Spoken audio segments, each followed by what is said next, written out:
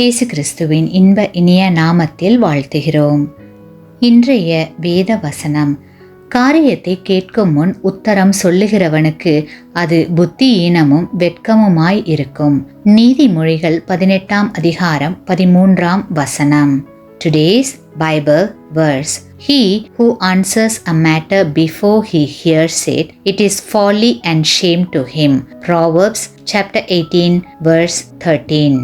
மனிதர்கள் ஒரே காரியத்தை குறித்து பலதரப்பட்ட கருத்தை கொண்டிருக்கிறவர்கள். பல நேரங்களில் எல்லாம் எனக்கு தெரியும் என்ற மனப்பான்மையோடு இருப்பதால் பிறர் கூறுவதை காது கொடுத்து கேட்பதில்லை. அது மட்டுமல்ல, விசாரிக்காமலேயே ஒருவரை குறித்து தவறான அபிப்பிராயங்களை நம்முடைய மனதில் வைத்திருப்போம். இப்படிப்பட்ட எண்ணங்கள் எல்லாம் மிகவும் தவறு. நீதிமன்றத்தில் குற்றவாளிகள் பேச நேரம் கொடுத்து அவர்களுடைய பதிலை ஆராய்ந்து நன்கு விசாரித்த பிறகே தீர்ப்பு எழுதப்படுகிறது. ஒரு மனிதர் பேசும்போது நாம் அவர் பேசுவதை கவனிக்கிறோம் என்றால் அவருக்கு மரியாதை கொடுக்கிறோம் என்று அர்த்தம். பேச்சு துணை இல்லாமல் தனிமையாக இருப்பவர்களிடம் நாம் நேரம் செலவிட்டு அவர்கள் பேசுவதை காது கொடுத்து கேட்கும் போது அவர்களுக்கு மகிழ்ச்சியும் ஆறுதலும் உண்டாகும். வேதாகமத்தில் ஒரு முறை இயேசு கிறிஸ்து பிரயாணமாய் போகையில் அவர் ஒரு கிராமத்தில் பிரவேசித்தார். அங்கே மார்த்தாள் என்னும் பெயர் கொண்ட ஒரு ஸ்திரீ அவரை தன் வீட்டிலே ஏற்றுக்கொண்டாள். அவளுக்கு மரியாள் எனப்பட்ட ஒரு சகோதரி இருந்தாள். அவள் இயேசுவின் பாதத்தருகே உட்கார்ந்து அவருடைய வசனத்தை கேட்டுக்கொண்டிருந்தாள்.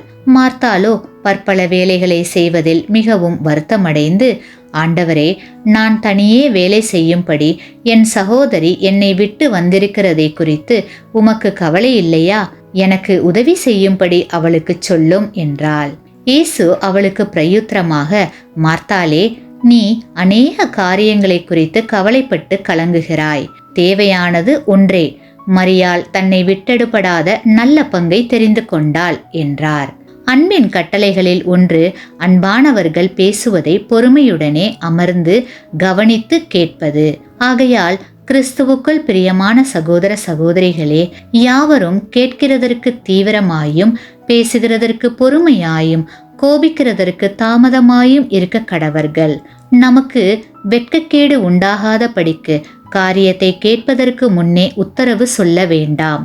பொறுமையாக கேட்டு காரியம் இப்படி இருக்கிறதா என்று நன்கு புரிந்து கொண்டு மறு உத்தரவு அளிக்க ஆயத்தப்பட வேண்டும். அப்படி செய்வதால் நீதி விளங்கும். ஆமேன்.